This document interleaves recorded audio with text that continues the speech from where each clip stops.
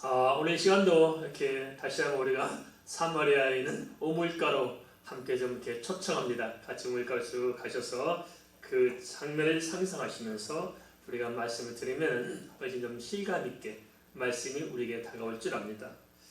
예수께서 이렇게 사마리아에 물리는 여인을 앉혀놓고 대화하시죠.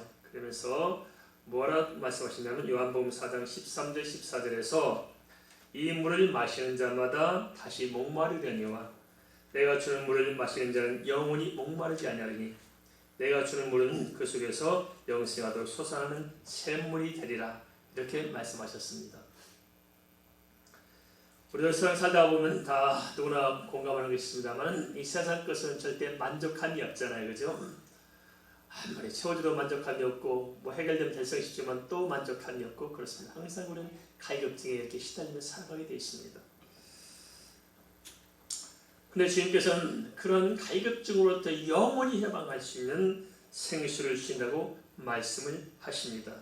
그 말씀을 들을 때 이 사마리아 여인은 너무나 가슴이 벅차올랐을 것입니다. 과연 그런 게 있습니까?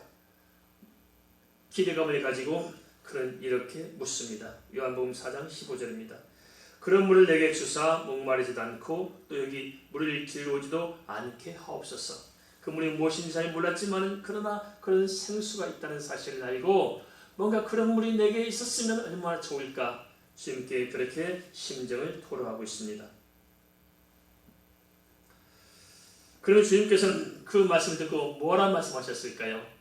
지금 주님과 사마리아 여인 두 사람 사이에 참 오붓하고 따뜻하고 정말 이렇게 뭔가 좀 기대가 있는 대화를 잘 나누었잖아요. 근데 그 다음 말씀, 그 말씀이 오히려 뜬금없이 판을 깨는 것처럼 들려집니다. 뭐라 말씀하시길래 그럴까요? 주님께서는 이렇게 말씀하십니다. 요한복음 4장 16절입니다. 이르시되 가서 내 남편을 불러오라. 이렇게 뜬금없이 말씀하셨을까요? 도대체 생수를 준다고 말씀해 주시고는 생수는 아니고 엉뚱하게 왜 이렇게 그렇다도 가슴이 답답한데 억장에 무릎대는 말씀을 하실까요? 표면적으로 보면 주님께서 굉장히 어떤 심술부져 보입니다. 그렇지만 주님의 입장에서 좀 더 깊이 그 상황을 좀 우리가 바라본다면 전혀 다른 의도라는 것을 금방 알 수가 있을 것입니다. 주님께서는 사마리아 여인의 모든 것을 잘 알고 있었습니다. 그가 무엇 때문에 고민하고 무엇 때문에 아파하고 어떻게 살아왔고 지금 무엇이 필요한지를 너무너무 잘 알고 있고 그 마음의 중심에 감칠 생각까지 지금 읽어보고 계시는 것입니다. 그렇다면 왜 이렇게 말씀하셨을까요? 그것은 이 사마리아 한 여인 자체에 짓눌린 것들이 너무 컸던 거예요. 마음부터 시작해서 삶 전체를 완전히 살렸고 짓눌렸던 그 흑암의 시작이 너무너무 갇혀있는데 정작 힘든 것은 뭐냐면 자기 스스로도 그것을 껍질로 단단히 만들어 놓고 그 안에서 웅크려 있는 거예요. 빠져나오지 못하고.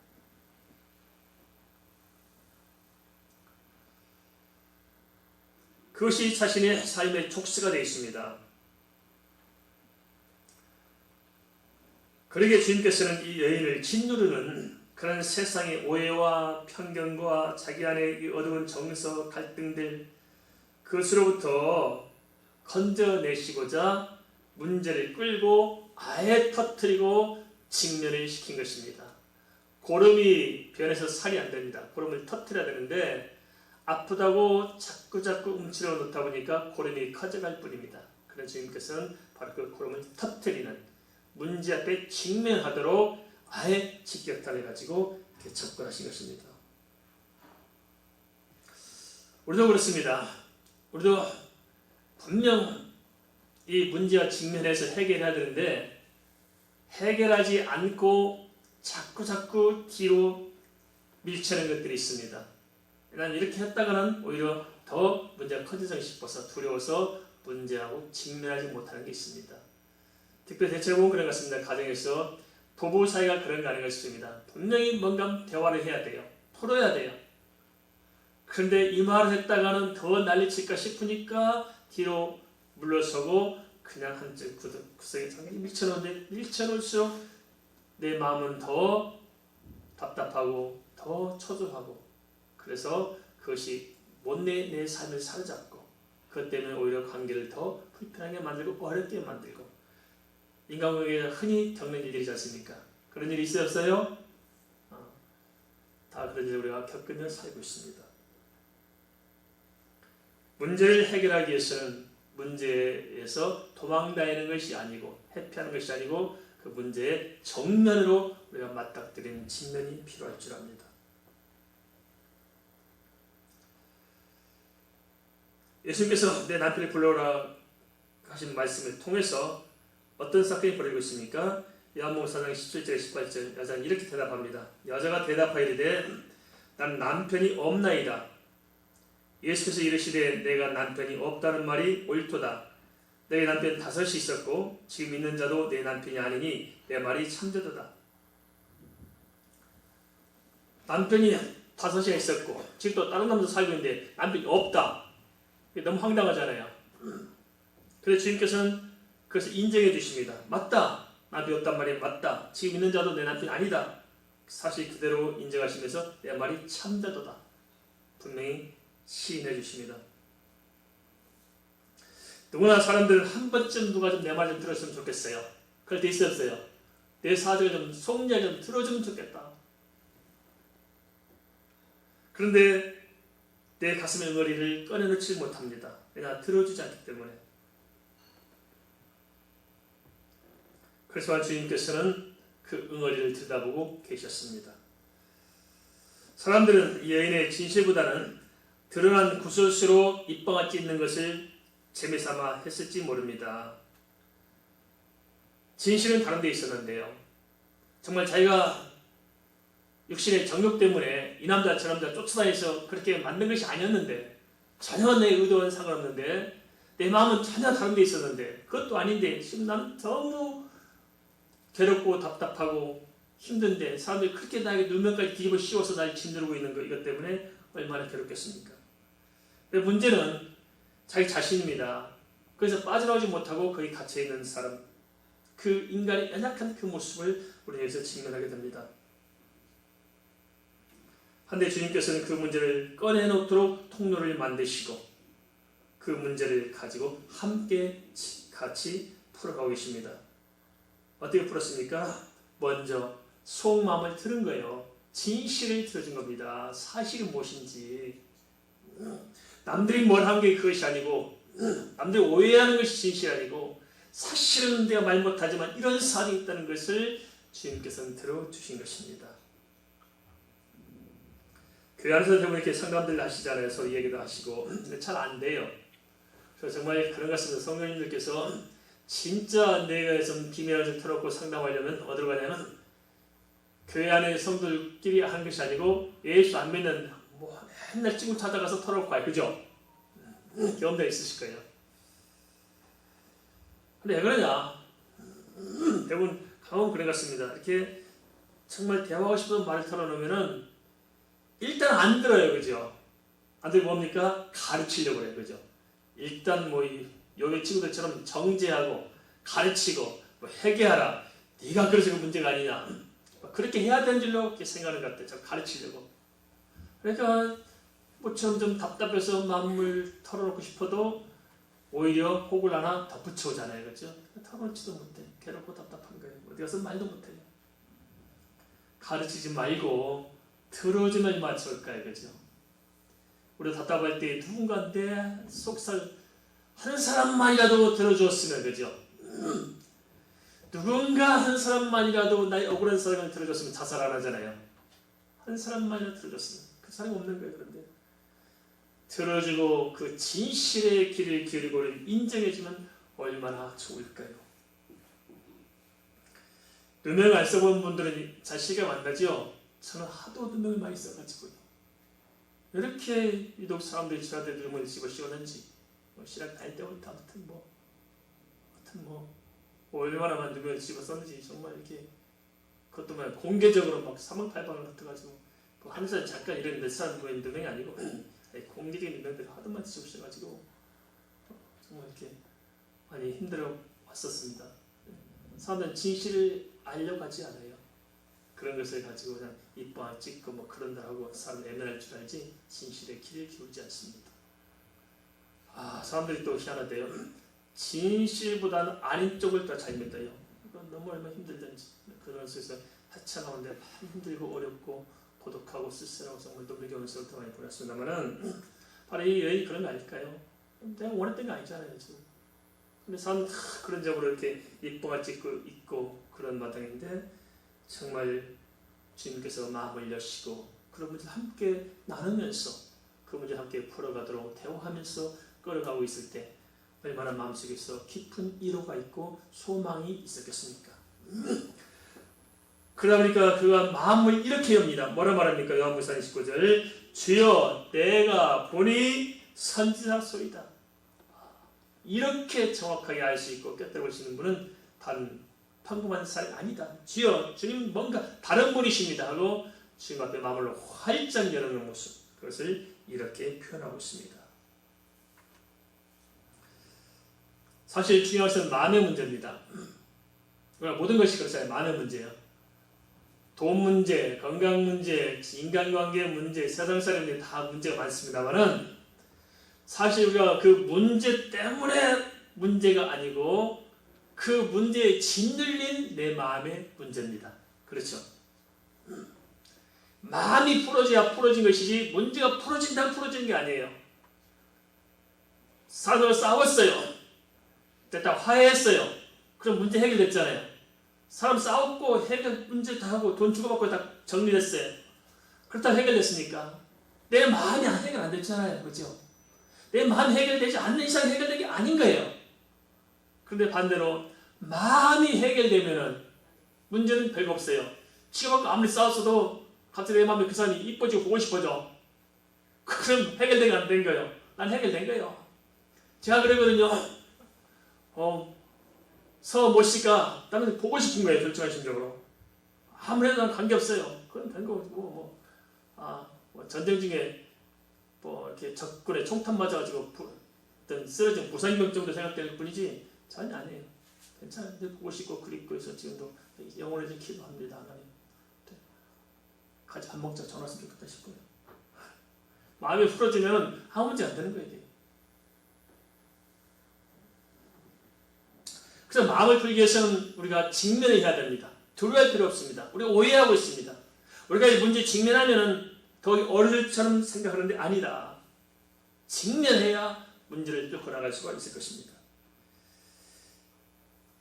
이 여인은 그런 구설수에 묶여서 정말 자신이 원했던 삶을 잃어버렸습니다. 이게 더 심각한 거 아닐까요? 우리도 그렇지 않습니까? 쓸데없는 일에 발목 잡히고 이런저런 일에 구설수에 오르다 보면 진짜 내가 해야 될 일을 못하게 되고 내가 하고 싶은 것을 못하고 내 마음이 진짜 원하는 것을 내가 이뤄내지 못합니다. 이게 힘든 거예요. 그렇죠?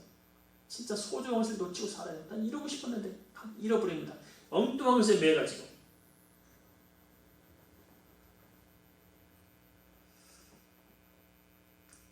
사람 누구나 내가 꿈꾸던 삶의 모습이 있을 것입니다. 그렇죠? 내가 꿈꾸는 삶이 있어요. 출세하고 성공하고 그런 것이 아니고 진정 내가 이렇게 살았으면 좋겠다. 한 명의 인간으로서 이 세상을 살아가면서 내가 가지고 있는 소중한 가치, 내가 정말 꿈꾸는 그 무언가가 우리 속에는 다 있다는 것입니다. 다 저마다 말을 안 하지만 좀 제대로 살아보고 싶은 열망이 우리 안에 있지 않겠습니까?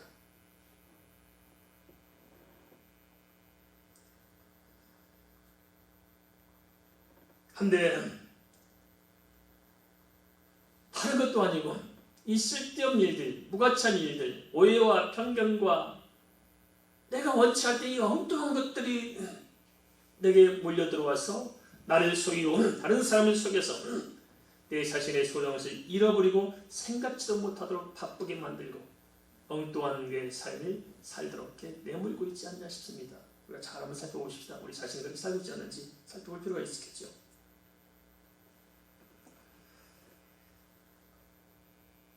사마리아 여인도 마찬가지였습니다. 비록 그가 이런 사람 저런 사람이 있어 짓밟혀 왔고 또 많은 사람들의 어떤 조치보다 이목 속에 고통당하고 있었지만은 그 속에 열망이 있었다고요. 어떤 열망이 있었을까요? 오늘 쭉 대화를 통해서 우리가 짐작할 수 있는 건 뭐냐면 이 사마리아에 진짜 오는 것은 자기도 하나님을 예배하며 살고 싶은 순수한 그 마음의 열망이 있었다는 사실들을 알 수 있지 않겠습니까? 그러게 주님께서 자기를 인정해주고 마음이 풀어지자 내 속에 간직했던 비로소 내 마음에 있는 그 마음을 이렇게 털어놓습니다. 요한복음 4장 20절입니다. 우리 조상들은 이 산에서 예배하였는데 당신들의 말은 예배할 곳이 예루살렘에 있다 하더이다. 어떻게 생각하십니까? 정말 인간의 자체가 복된 삶이 무엇일까요? 그것은 주 앞에 예배하는 삶이 아닐까요? 예배하는 삶은 하나님께서 인간을 창조한 창조 목적에 가장 합당한 삶입니다. 예배할 때에 따라서 우리는 영혼의 힘을 얻을 수 있고 마음의 평안을 회복할 수가 있고 또 주의 지혜와 주의 은혜로 세상 살아갈 수 있는 준비를 갖출 수 있게 된 것입니다. 그리고 예배한다 생각해 보세요. 참 우리는 늘 습관대로 예배하다 보니까 그 예배에 정말 이 담겨있는 그 의미가 별로 새롭지 않을 수 있을 것입니다. 그러나 정말 예배하고 싶어도 예배할 수 없는 사람들이 참 많습니다. 그런 사람 생각할 때 예배는 얼마나 이 사모하는 그런 대상이 아니겠습니까? 그죠? 남자분들은 군대에 가신 분들은 좀 알 수 있을 거예요. 군대에서 이렇게 좀 외진 곳에 이렇게 근무하신 분들은 교회 자체가 없어요. 그리고 예배를 갈 수도 없습니다. 잘못 예배를 갔다가 또 잘못하면 또 그냥 난리법석이 나죠. 또 그죠? 그래서 정말 예배하고 싶은 그 열망이 있지만 예배하지 못하는 그 심정들 있지 않겠습니까? 저도 그렇습니다. 어렸을 때 가장 부러운 가정들이 있었습니다. 뭐가 부러우냐면은 주일날 딱 되면은 이렇게 엄마 아빠가 애들 손잡고 교회 가는 모습, 그게 가슴이 얼마나 깊게 와닿던지 그래서 정말 부럽더라고요. 우리 집안도 저런 좋겠다. 우리 어머니 아버지의 삶 있고 우리 집안은 온통 그냥 우상에 쩌들린 집안인데 이렇게 가족끼리 손잡고 교회 가는 모습 보니까 정말 그 환상적이더라고요. 나도 저렇게 살아봤으면 좋겠다.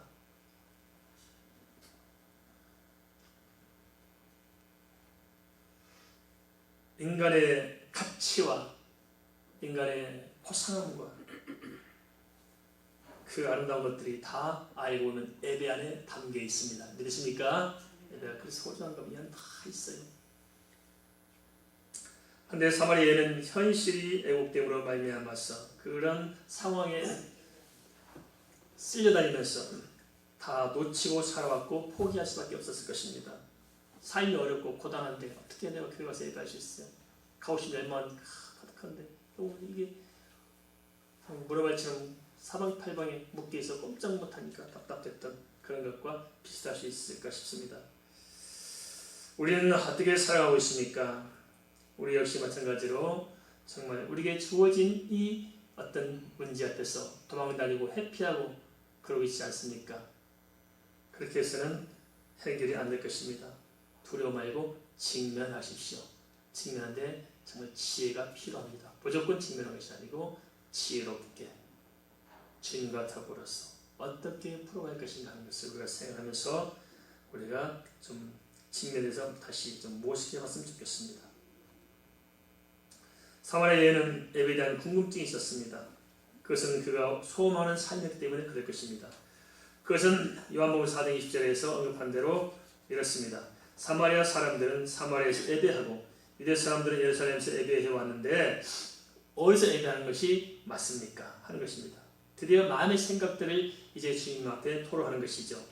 그러니까 주님께서는 여기에 대해서 자세히 설명을 하십니다. 요한복음 4장 21절입니다. 예수 이르시되 여자의 내 말을 믿으라. 이 산에서 말고 예루살렘에서 말고 너희가 아버지께 예배할 때가 이르리라. 사람들은 관심이 예배하는 장소에 있었습니다. 특별히 사마리아 사람들은 더 예배하는 장소에 관심이 있을 수 있습니다. 왜냐하면 유대 사람들은 당연히 자기들께서 예배했으니 됐는데 사마리아 사람들은 혼혈이 돼서 이 유대 사람들이 천시받았잖아요.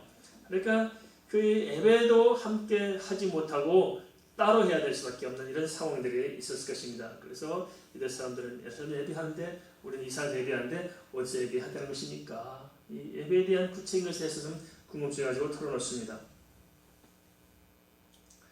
그렇지만 주님께서는 전혀 달리 대답하십니다. 예배의 장소에 대해서 물었는데 주님께서 예배의 장소에 대답한 것이 아니고 예배의 때가 있다는 것입니다.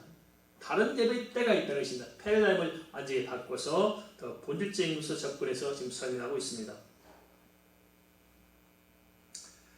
그럼 예배할 때는 언제일까요? 그것은 십자가 사건으로 모든 구약의 예배에 대한 모형이 성취된 때를 지금 말씀하고 있습니다.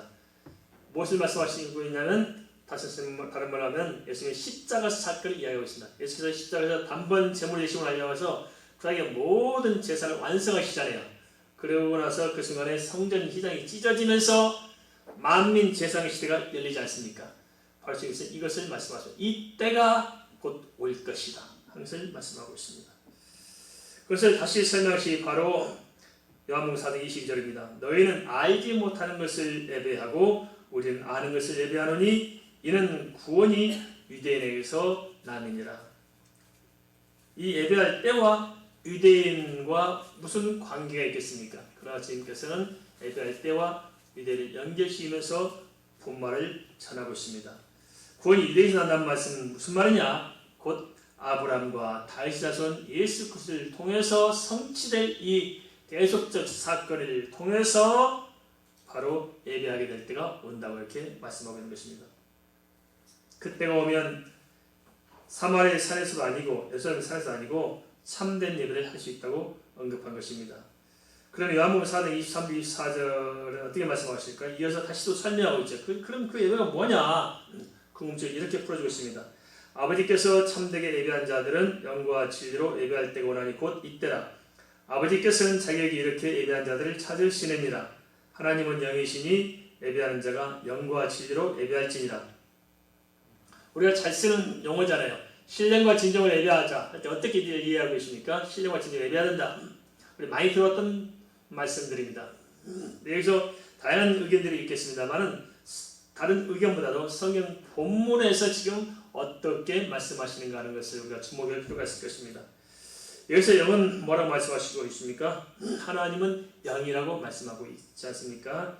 그리고 진정을 예배한다 할 때 진정이 뭡니까? 이것은 하나님께서 하신 말씀이 진정입니다. 곧 이것은 뭘 의미하냐?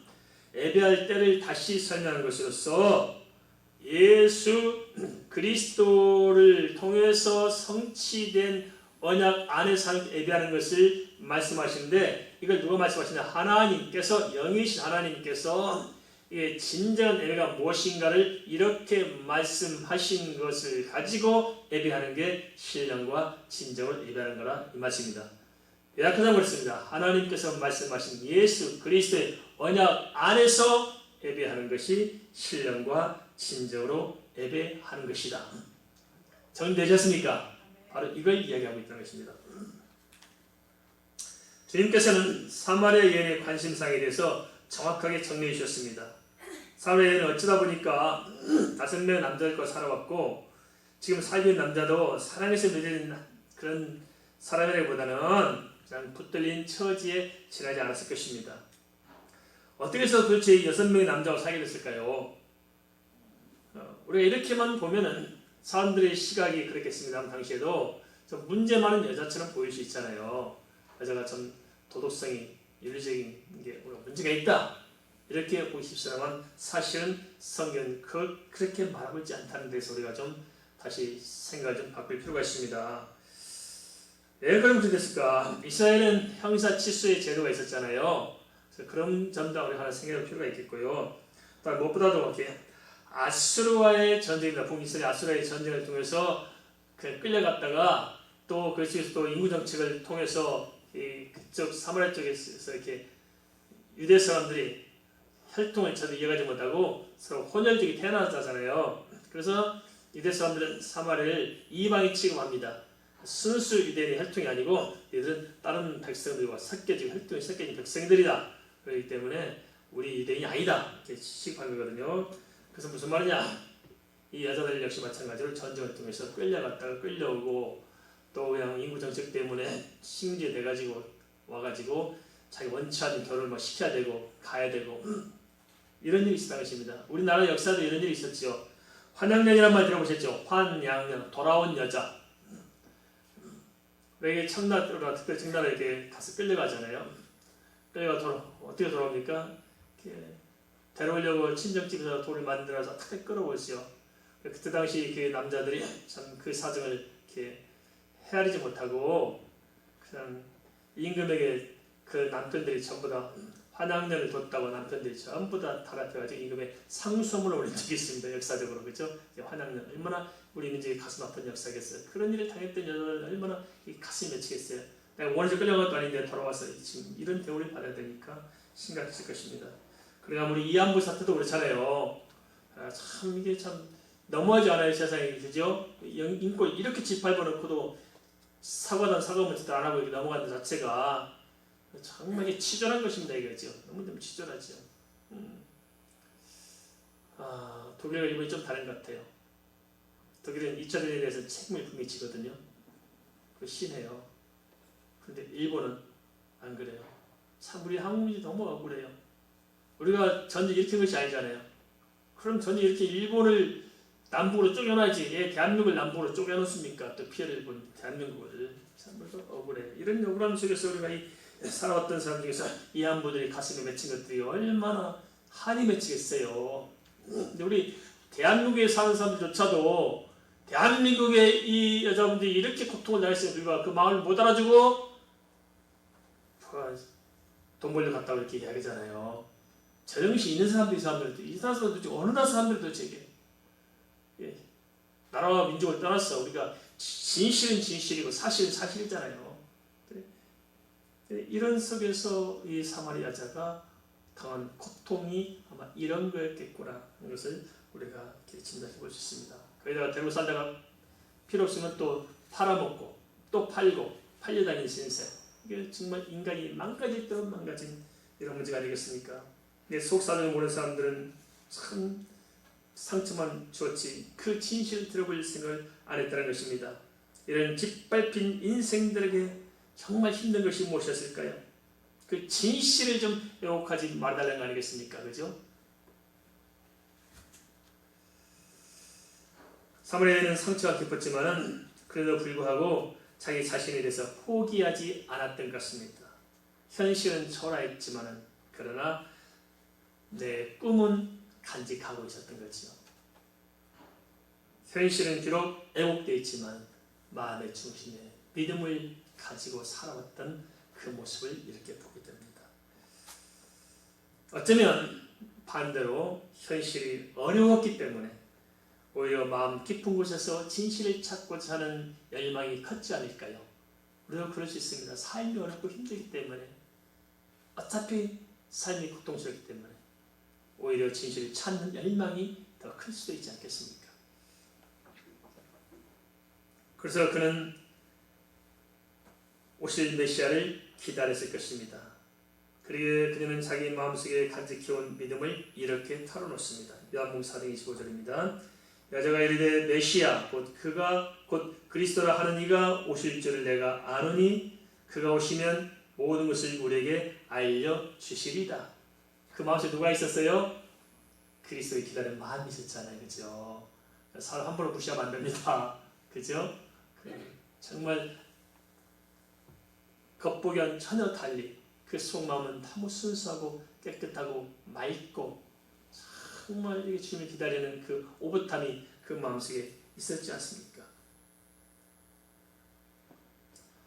사람은 겉보기와는 다른 경우가 참 많은 것입니다. 겉으로 보면 참 세상에 출세하고 참 명함이 화려한데 가까이서 만나서 대보면 진짜 인간답지 않은 사람들이 많잖아요. 그죠? 인간 쓰레기 같은 사람들이 많습니다. 정말 성과 출신 사람들이 더 많은 것 같아요. 보면 참 인간 쓰레기 같은 사람들 겉보기만 화려하지 속은 진짜 엉망진창 다 무너진 사람들. 나라도 좀 이런 점들을 바로 세워야 되는데요. 근데 반면에 명함 내실 거 없어도 참 만날수록 그 사람의 됨됨이가 감동을 주는 사람이 있습니다. 따뜻하고 겸손하고 온유하고 정직하고 진실하고 바르고.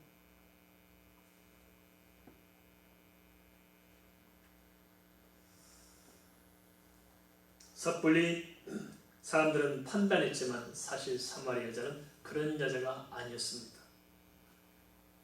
뭔가 자기 마음속에 탄탄한 믿음의 내실을 갖고 싶었고 그런 꿈을 가졌던 사람이었습니다. 그래야 주님께서 그에게 드디어 가장 핵심적인 진실을 이렇게 털어놓습니다. 요한복음 4장 26절입니다. 예수께서 이르시되 내가 말하는 내가 그다. 그러나 내가 그리스도다. 어느 누구도 알지 못했을 것입니다. 이 말을 듣는 순간 그 사마리아 여자의 그 귀에 들린 순간 가슴이 어땠을까요? 아마 뻥 뚫렸겠죠. 그죠? 진짜 내가 오리라고 기대했던 메시아가 다른 곳으로 가지도 않고 내게 왔다는 것입니다. 그 사실의 그 감동이 얼마나 컸을까요? 그런데요, 이 감동이 바로 그의 사마리아 여인의 가슴에서 터져나온 것입니다. 이 터져나온 그게 뭐냐? 그게 바로 주님께서 말씀하신 생수였다는 것입니다. 터져나온 예수 그리스도, 그 그리스도가 내 안에서 솟아나고 터져나온 것, 이게 바로 생수였습니다. 목마르지 않을 생수였던 것입니다. 그 생수가 내게 주어지는 현실의 문제를 뛰어넘도록 만들어 준 것입니다. 그리스도를 만난 순간 과거, 현재, 미래 모든 인생의 문제가 총체적으로 끝난 겁니다. 믿습니까? 예수 만나면 끝난 겁니다. 과거 더 이상 논할 이유가 없습니다. 끝났습니다. 현재, 미래 다 예수 안에서 끝났습니다. 믿습니까? 그런 굴레에서 해방을 받은 것입니다.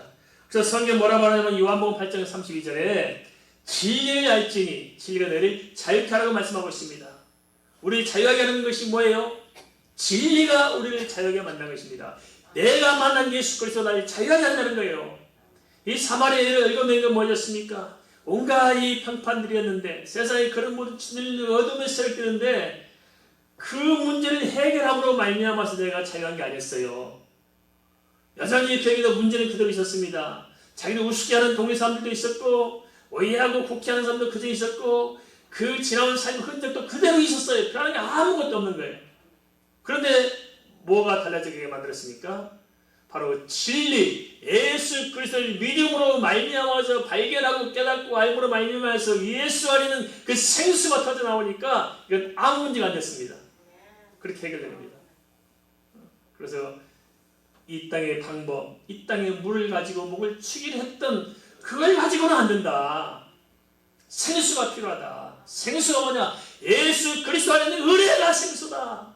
하나님의 보좌로부터 터져나와서 내 심령에 쏟아지는 예수 그리스도의 은혜, 이 은혜로 충만하게 될 때 우리 이 땅에 어떤 문제가 있든지 어떤 억울함이 있든지 어떤 슬픔이 있든지 넉넉히 이기고 자유할 수가 있는 것입니다.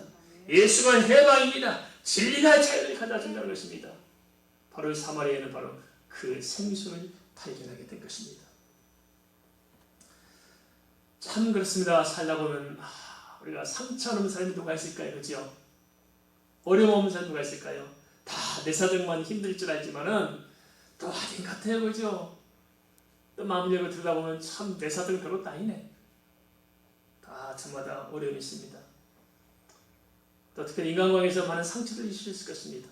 그러나 우리가 이런 것들을 밀쳐놓고 덮어놓고 아닙니다. 직면해야 됩니다. 맞짱을 떠야 합니다. 불편한 관계일수록 더 우리가 직면해야 됩니다. 인생 문제도 마찬가지고 신앙 문제도 마찬가지 다 그렇습니다.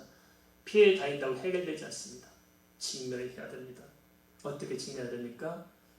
직면에 지혜가 필요한데 그것은 예수 그리스도와 함께 직면하는 것입니다. 맞짱을 떠야 되니까 당장 집어서 발끝 뒤집어 있으니 하지 마시고요. 그건 직면하는 게 아닙니다. 그 문제를 만드는 거죠.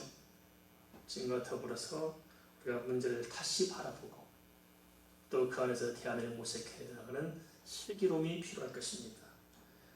어떻게 해야 됩니까? 결국은 우리가 더 예수 그리스도를 새롭게 발견하는 것입니다. 그분을 알아가는 것입니다. 진리 안에서 내 마음이 녹아지고 풍성해지는 것입니다. 그럴 때 우리가 넉넉히 이 생수로 인해서 이 모든 삶을 덮어내게 될 줄 믿습니다.